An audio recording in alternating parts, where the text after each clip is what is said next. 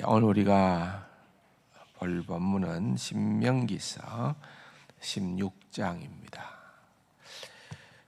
1절부터 12절까지인데 8절까지만 보도록 하겠습니다.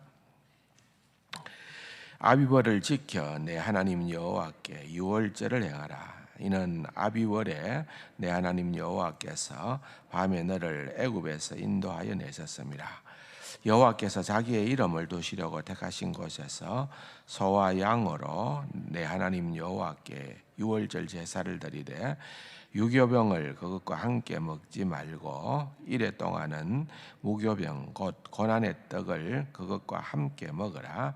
이는 네가 애굽 땅에서 급히 나왔음이니 이같이 행하여 내 평생에 항상 네가 애굽 땅에서 나온 날을 기억할 것이니라. 그 이래 동안에는 네 모든 지경 가운데에 누룩이 보이지 않게 할 것이요 또 네가 첫날 해질 때에 제사 드린 고기를 밤을 지내 아침까지 두지 말 것이며 유월절 제사를 네 하나님 여호와께서 내게 주신 각 성에서 드리지 말고 오직 내 하나님 여호와께서 자기의 이름을 두시려고 택하신 곳에서 네가 애굽에서 나오던 시각 곧 초저녁 해질 때에 유월절 제물을 드리고 네 하나님 여호와께서 택하신 곳에서 그 고기를 구워 먹고 아침에 내 장막으로 돌아갈 것이니라.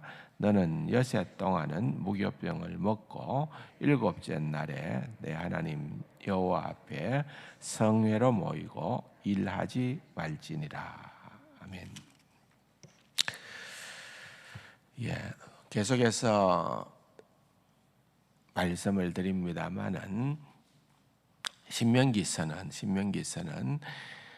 이제 이스라엘 자손들에게 모세가 너희들이 가나안 땅으로 들어가면은 이렇게 해야 된다라고 하는 그것을 다시 한번 말하고 있는 것이죠. 그래서 제신자입니다. 제신. 귀신 신자가 아니라 한자로 말하면은 다시 말한다. 제신자를 사용을 해서 신명기라 그렇게 하고 있습니다. 그래서 여러분 결국은 이스라엘 백성들이 가나안 땅으로 들어가서 무엇보다도 가장 먼저 한 일은 오늘 본문에 나타나는 이 유월절을 지키는 그 일을 행했습니다. 그만큼 중요하다는 거죠. 그 어떤 일과 비교할 수 없을 정도로 유월절은 중요하다. 그렇다고 하면은 그 유월절을 우리가 어떻게 이해를 해야 되는가? 구약 성경에 나타나는 유월절을 어떻게 이해를 해야 할까 하는 것을 오늘 이 새벽에 좀 생각을 하고자 합니다. 9절부터 12절까지는 또 다른 절기죠. 장막절에 대한 부분이니까 다음 기회에 또 기회가 있으면 말씀을 드리기로 하고 오늘 새벽에는 6월절에 대한 부분만 말씀을 좀 드리겠습니다. 여러분들도 기본적인 지식은 다 있습니다. 이스라엘 백성들이 애굽에서 이집트에서 400년을 종살이를 합니다. 너무너무 힘든 시간을 보냈던 거죠. 특별히 이제 그 성경의 기록을 보면은 요셉을 알지 못하는 왕이, 그러니까 요셉을 알지 못했다라고 하는 말은 정말 요셉을 몰랐다라는 그런 표현이기도 하지만은 그것보다는 우리가 생각해 볼 때는 요셉이 이집트를 통치하던 그런 방식을 몰랐던, 또 인정하지 않으려 했던 바로는 왕의 이름이 아니지요. 직책이죠. 직책. 우리로 말하면은 대통령 이런 것처럼 직책을 표현하는 말이 이제 바로라는 말인데 이집트 그런 왕이 들어섰다는 거죠. 그러다 보니까 요셉의 동족이었던 이제 이스라엘 백성들은 굉장히 이미 수백 년의 세월이 흐르는 동안에 거대한 민족이 된 거죠. 나라를 이룰 만한 그만한 세력이 된 거죠. 그러다 보니까 오히려 경계를 하게 되어지고, 또 사실은 이제 이집트라고 하는 나라는 농경 문화가 발달한 나라. 이스라엘은 주로 유목민이라고 한다면은 이제 이집트는 농경 문화가 발달한 그 당시의 사회로 볼 때에는 제일 중요한 것은 노동력입니다. 여러분, 우리나라에도 지금 이제 시골로 가다 보면은 심각한 것은 결국은 일할 사람이 없다는 거 아닙니까? 그래서 노동력이 절대적으로 필요한데 외국인들이 그래서 많이 들어와 있는 거죠.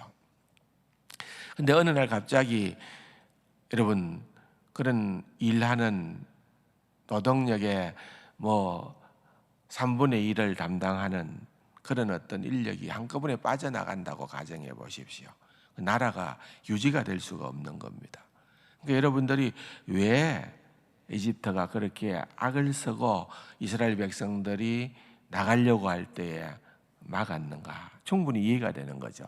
왜냐하면은 만약에 그 당시에 애굽이 마음대로 종처럼 부렸던 그러한 이스라엘 백성들이 떠난다고 하면은 애굽의 존재 자체가 안들거리는 거예요. 힘든다는 것. 그런 노동력이니까. 그래서 털어막는 거죠. 못 간다, 못 간다. 결국은 하나님께서 10가지 재앙을 통하여서 인도를 하시는데, 마지막 재앙은 애굽 땅에 있는 모든 살아있는 것들의 초태생이라고 그러죠. 처음 난 것. 처음 난 것은 뭘 얘기하는 겁니까? 그것은 대표성입니다. 초태생이라는 것은 전부를 얘기합니다. 그 당시만 하더라도 가족에 있어서, 가정에 있어서 장자는 전부를 얘기하는 겁니다. 대를 잇는 것이기 때문에. 그래서 초태생을 죽인다고 하는 말은 모든 것을 다 없앤다는 그런 의미를 상징적으로 보여주는 얘기죠. 초태생을 다 죽입니다. 이래도 안 할래는 거죠. 근데 단 예외 조건이 있습니다. 그것이 뭡니까? 고센 땅에 거주했던 하나님의 백성이었던 이스라엘 백성들에게는 예외 조항이 있다는 거예요. 근데 그냥 예외 조항은 아니고 이렇게 한 자들에게만 어린 양을 잡아서 그 피를 문설주에다가 바른 그러한 자들에게는, 그 가정에는 죽음이 임하지 않는다. 그래서 그게 이제 유월절의 기원이죠. 6월이 여러분 5월 다음에 6월이 아닙니다. 아시죠? 6월은 넘어갔다는 말입니다. 건너갔다는 말입니다. 영어로 말하면은 Passover이라는 말인데, 그래서 이제 심판의 천사가 문설주의 피를 보고서는 넘어갔다. 거기에 하나님의 심판이 임하지 않고 넘어갔다. 그래서 6월이라는 거, 6월절이라는 절기가 태어나게 된 것입니다. 그렇기 때문에 이것은 이스라엘 백성을 구원하시는 하나님의 역사였기에 굉장히 중요한 역사입니다. 오늘 본문에 보면은 1절에 아비월, 그러니까 이것은 이제 일반적인 자연적인 그런 어떤 우리로 말하면 1월, 2월, 3월 이런 식으로 유대인들이 얘기하는 그러한 월의 명칭입니다. 아비월이라 하는 말은 4월을 의미합니다. 4월이고 봄을 얘기합니다. 그들의 계절로 볼 때에는 봄을 얘기합니다. 그런데 아비월을 지켜 내 하나님 여호와께 유월절을 행하라, 그렇게 얘기를 합니다. 그것은 뭔가 하면은 너희들이 구원받은 그 날이 역사의 시작점이 되게 하라, 그 말입니다. 계절적으로는 그것이 4월이지만은 그 날이 신년 초가 되게 하라 그 말입니다. 그래서 유대인들에게 있어서는 유월절이 그들에게 있어서 가장 중요한 그러한 날이다라고 하는 것을 우리에게 보여줍니다. 모든 역사가 이때부터 새로운 역사가 시작되어지고 새로운 삶이 시작되어지는, 그래서 어떤 의미에서는 이 유월절이 우리 그리스도인들에게 있어서는 구원받은 것을 상징적으로 예표하기 때문에 우리에게 있어서도 우리가 어떤 것보다도 중요한 것은 중생받은 그 순간부터가 우리의 새로운 그리스도인의 삶의 시작점이다라고 하는 것을 명심해야 될 필요가 있습니다.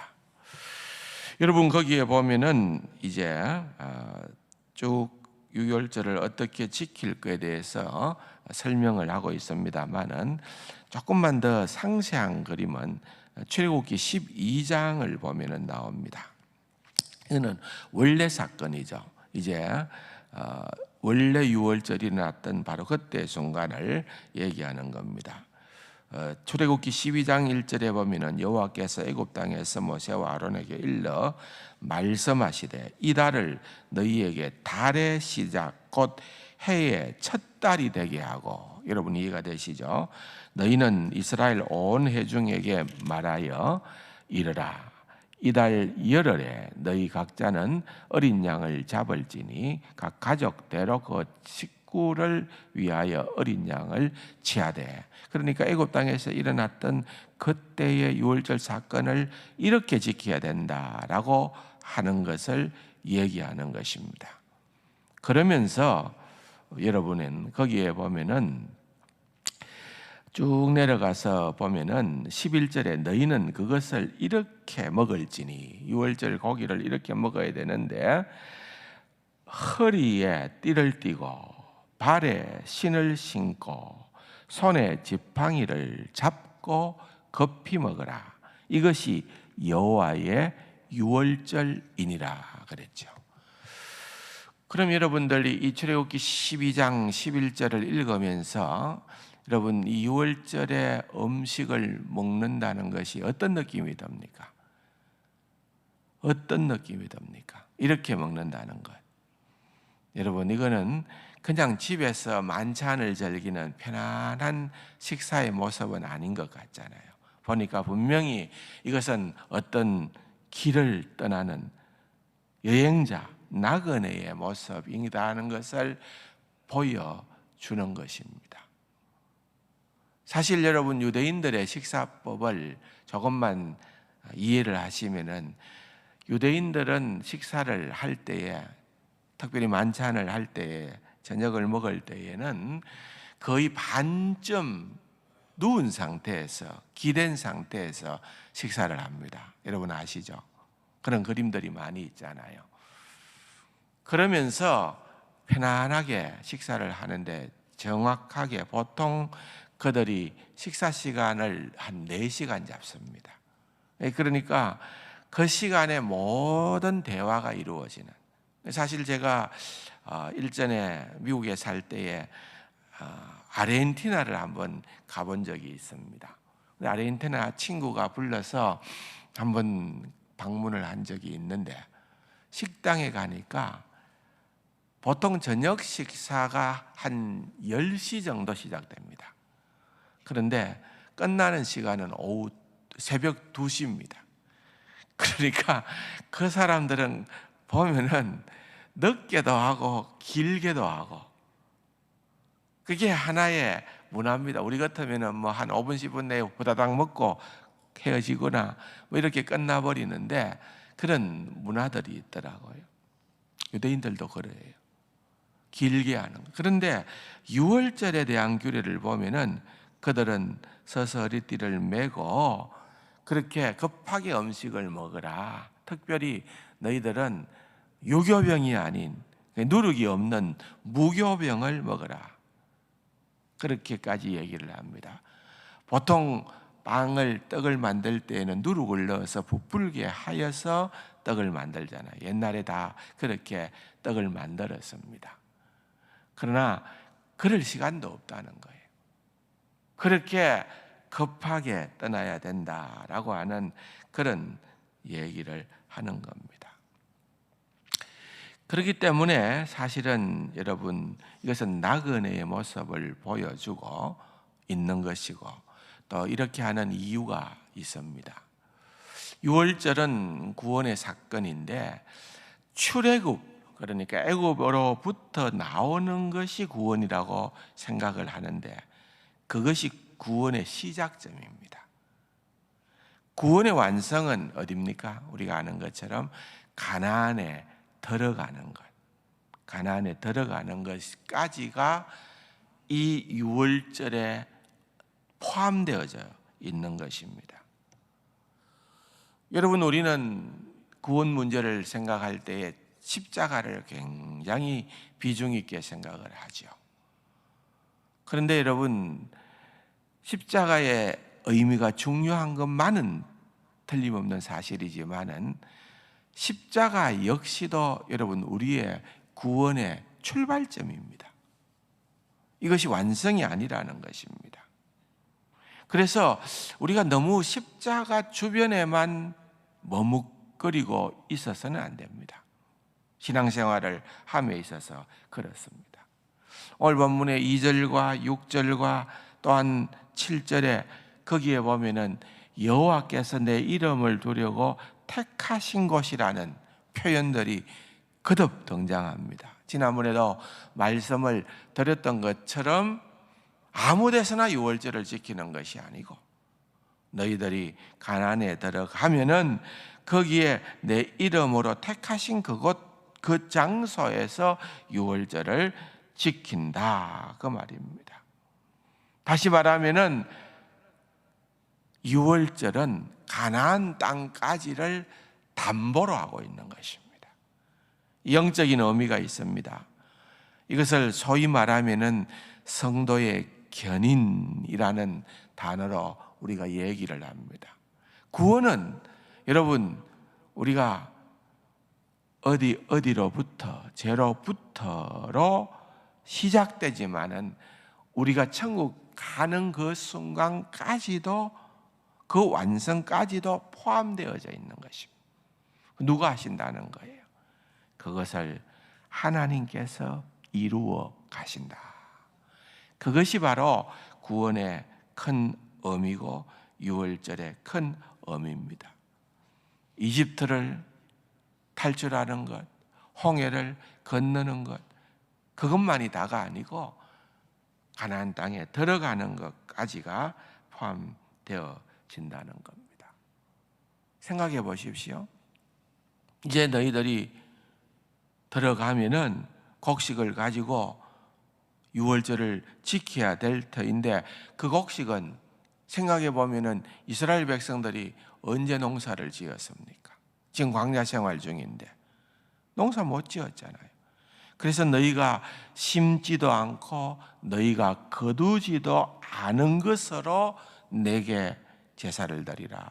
그리고 너희들이 먹는다는 거예요. 그것은 그 모든 것을 너희들이 이루는 것이 아니라는 거예요. 내가 허락해 주겠다. 내가 허락해 주겠다. 유월절의 조건도 마찬가지였지 않습니까? 너희들이 살아남을 수 있는 방법은 너희들이 이렇게 하는 너희들의 계획 속에 들어가는 것이 아니라 내가 명하는 대로, 내가 지시하는 대로 너희는 따르고 순종할 때에만 그것이 가능하다. 그것입니다. 그래서 여러분, 기독교는 정말 여러분 철두철미 말씀의 종교입니다. 말씀의 종교.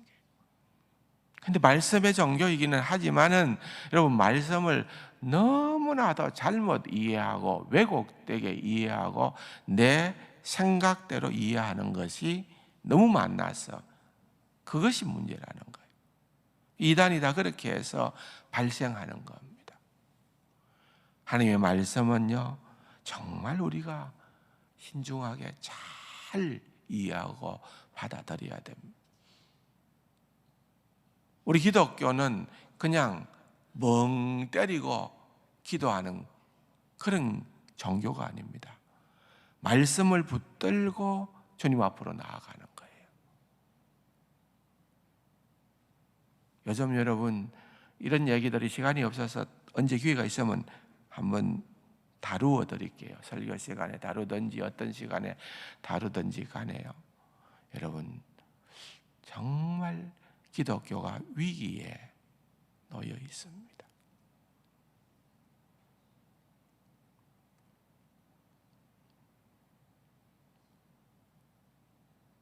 WCC라는 것은 영어로 말하면 월드 카운슬 오브 처치스라는 말이에요. 세계 교회 평의회. 이름이 얼마나 좋습니까? 월드, 세계 카운슬 평의회, 교회 평의회. 그런데 그 WCC가 주장하는 그 모든 내용을 보면은 종교다원주의가 들어가 있고요. 다른 종교에서도 구원을 얻을 수 있다는 것, 성경이 다 하나님의 말씀은 아니라는 것, 기독교의 핵심 진리도 다 빼버리는 것, 너무너무 많은 문제들을 가지고 있는 단체가 WCC라는 단체입니다. 그런데 여러분들이 굉장히 호감을 갖고 있는 WEA라는, 이것은 세계 복음주의 연맹이라는 거예요. 월드 에반젤리칼, 그 다음에 얼라이언스라는 말이에요. 그러니까 복음이라는 말이 들어있으니까 우리는 설계합니다. 왜? 에반젤리칼이라는 말이 복음적이다 그 말이거든요. 세계 복음주의 연맹이다. 어마어마한 세력들이 붙어 있습니다. WCC 못지않은 엄청난 세력들이 WEA에 붙어 있습니다. 그런데 여러분, 그것의 태동은 근본주의에 반해서 태동한 거예요. 근데 사실은 근본주의라는 것이 굉장히 말이 우리에게 혐오감을 줍니다. 근본주의. 그러면 사람들은, 특별히 여러분들은 몰라도 젊은이들은 생각할 때에 수구 골통 이렇게 생각해요. 복음도 저거는 절대로 타협하지 않는, 사실은 원래 복음이 그런 겁니다. 하나님 말씀은 있는 그대로 수용하는 겁니다. 하나님이 세상을 창조하셨다 하면은 그대로 믿는 겁니다. 예수 그리스도께서 동정자의 몸으로 태어나셨다면은 그대로 믿는 겁니다. 예수께서 죽었었다 부활하셨다 하면은 그대로 믿는 겁니다. 그게 원래 신앙이었어요.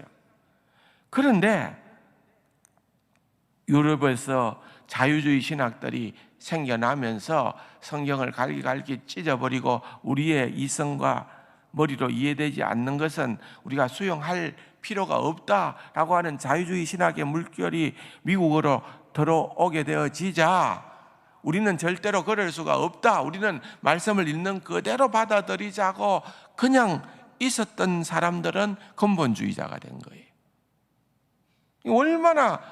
얼마나 바른 신앙입니까? 그런데 그거 잘못됐다, 우리는 품어야 된다. 왜? 하나님이 창조하신 이 세상, 이 사회를, 복음도 중요하지만은 구원도 중요하지만은 그 사회를 변혁시키는 것이 우리의 과업이다, 그럴 듯하죠. 굉장히 옳은 말 같죠. 그런데 그 내용을 들어가 보면은 그렇게 하기 위해서는 로만 캐톨릭도 수용해야 된다, 다른 종교도 수용해야 된다, 창조론보다도 진화론을 받아들여야 된다, 예수님의 동정녀 탄생은 내려앉혀야 된다. 여러분, 그렇게 해야만 다른 것들을 수용하고 포용해야 할 수 있다라고 하는 것이 복음주의 동맹에서, 세계 복음주의 동맹에서 주장했던, 그것이 50년 전에 있었던 제1차 로잔 대회였습니다. 그것이 가장 흥왕시켰던 장본인이 놀라웠게도 빌리 그레함 목사였습니다. 여러분, 빌리 그레함 목사님이 얼마나 많은 영향력을 끼쳤습니까? 그런데 이분이 마지막에 가서는 그런 식으로 굉장히 좀 뭐라 그럴까요? 좀 달라져 버린 거예요. 우리는 그 모습을 모릅니다. 그래서 그 세계 복음주의 동맹에서 계속해서 그래서 이게 인기를 끌었습니다. 전 세계적으로 폭발적인 인기를 끌었습니다. 왜? 다 끌어안으니까. 자꾸만 쭈그러드는 것은 근본주의입니다. 거기에서 말하는 복음주의의 복음은 우리가 성경에서 말하는 복음이 아닙니다, 여러분. 다른 복음입니다. 용어를 그걸 갖고 와서 사용해서 그런 거예요.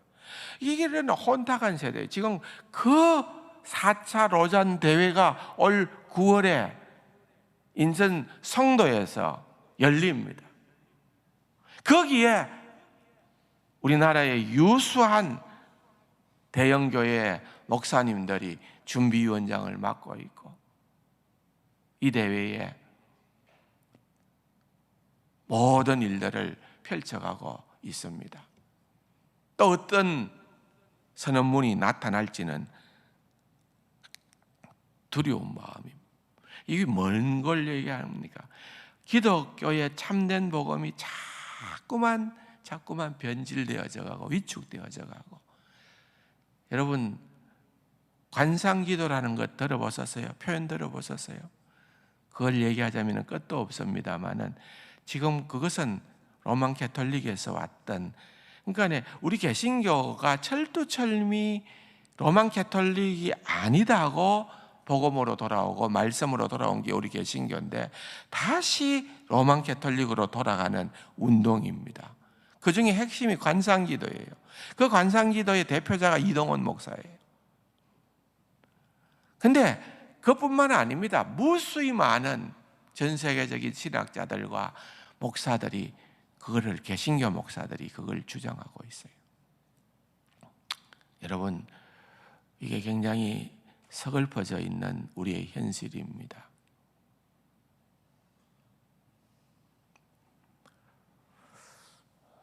바라옵기는 이 마지막 종말의 때를 살아가면서 정말 여러분 우리가 영적으로 긴장해야 됩니다. 어느 누구다 이름 있는 사람이 이런 사람이다, 그 사람이 믿었으니까 우리도 그걸 따라가야 되겠다, 이거 아닙니다. 절대 불가능합니다.